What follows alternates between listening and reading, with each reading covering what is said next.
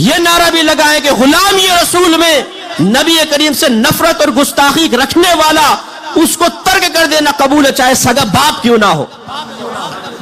ہمارے ہاں یہ بھی ایک معاملہ ہے، گستاخان رسول سے رابطہ ہے، کہتے ہیں یار یہ دیکھو سرکار کی گستاخی کرتا ہے، شان میں اس طرح باتیں کرتا ہے۔ ہم کہتے ہیں جی کیا کریں صاحب، برادری ہے نا، خاندان ہے نا، رشتہ داری بھی تو نبھانی پڑتی ہے، دوستی بھی تو نبھانی پڑتی ہے۔ لا حول ولا قوت الا باللہ۔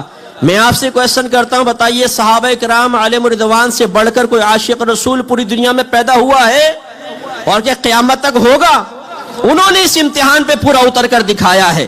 جب میرے آقا نے فرمایا کلمہ پڑھو، اور تمہارے وہ آباء و اجداد جنہوں نے تمہیں غلط عقائد کی تعلیم دی ہے مانو کہ وہ جہنمی ہیں، مانو کہ ان کے عقائد غلط ہیں، تو صحابہ کرام نے ایک لمحے کے لیے یہ نہیں سوچا یا رسول اللہ وہ کیسے غلط ہو سکتے ہیں، وہ کیسے جہنمی ہو سکتے ہیں، ہم کیسے اپنی برادری و خاندان کی مخالفت مول لیں؟ انہوں نے کہا لبیک یا رسول اللہ، فدا کا ابی و امی، آپ پر میرے باپ قربان، میری ماں قربان۔ برادری چھوٹتی ہے چھوٹے، لوگ ناراض ہوتے ہیں ناراض ہو، لیکن سرکار سے محبت کا تعلق ختم نہیں ہوگا۔ اور جب میرے آقا نے فرمایا ہجرت کرو، چھوڑ دو وہ مکہ جہاں تمہارا بچپن گزرا ہے، جہاں تم پیدا ہوئے ہو، جہاں تمہارا خاندان ہے، برادری ہے، بیوی بچے ہیں، باغات ہیں، مویشی ہیں، ٹھنڈے میٹھے پانی کے چشمے ہیں، تمہارا بزنس ہے۔ صحابہ کرام نے نہیں پوچھے یا رسول اللہ صلی اللہ علیہ وسلم آگے چل کر کیا ہوگا، ہم خاندان کو چھوڑ دیں، ہم برادری کو چھوڑ دیں، اکیلے ہو جائیں؟ نہیں، انہیں معلوم تھا کہ دامن مصطفیٰ سے وابستہ ہوں گے تو پوری کائنات قدموں میں ہوگی، اور یہ دامن چھوڑ کر سب سے وابستہ ہو جائیں گے تو اللہ تعالیٰ سب کی چیز نعمتیں، سب رحمتیں ہم سے دور فرما دے گا، اور کچھ بھی ہاتھ میں نہیں رہے گا۔ چھوڑ کر اس طرف آ گئے۔ غزوہ بدر ہے، صحابہ کرام ایک طرف کھڑے ہیں، انصار صحابہ تھے، انہیں کلمے کے لیے ہٹا لے، مہاجر صحابہ موجود تھے نا، مکے سے ہجرت کرنے والے، اور سامنے جو کھڑا ہے لشکر جرار 1000 کا تقریباً، یہ ان کے خاندان برادری والے ہی تھے۔ تلواریں نکلی ہوئی ہیں، سامنے باپ ہے، چاچا ہے، ماموں ہے، تایا ہے، بہنوئی ہے، لیکن اس طرف میرے نبی ہے، اس طرف ایمان ہے، اس طرف اسلام ہے، اس طرف ایمان کا امتحان ہے۔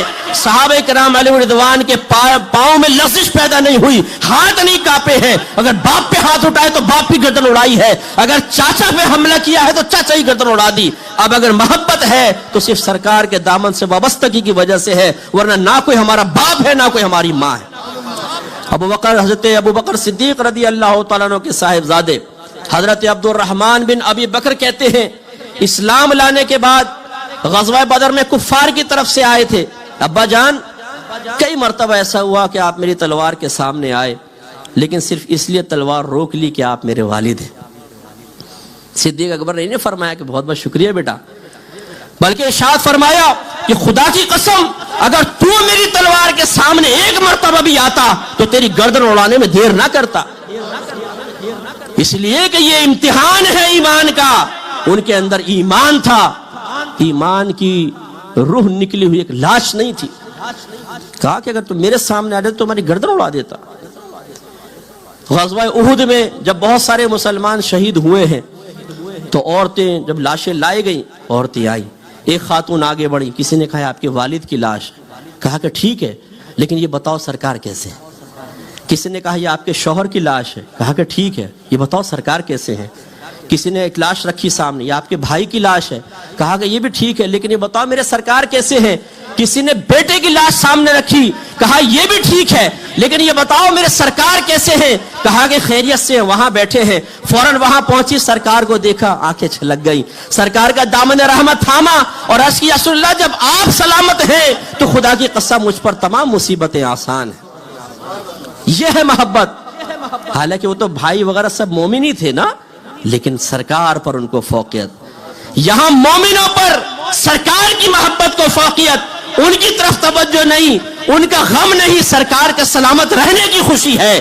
اور یہاں صورتحال یہ ہے کہ ایک بد مذہب ہو، ایک گستاخ رسول ہو، ہمارے نبی کی شان میں گستاخی کرنے والا ہو، لیکن ہم پیار سے اس لیے ہاتھ ملائیں کہ نہیں جی دوستی ہے، کیا کریں جی، ماموں ہے، بہنوئی ہے، تایا ہے، پھپھا ہے، اصل رشتہ سرکار کا ہے۔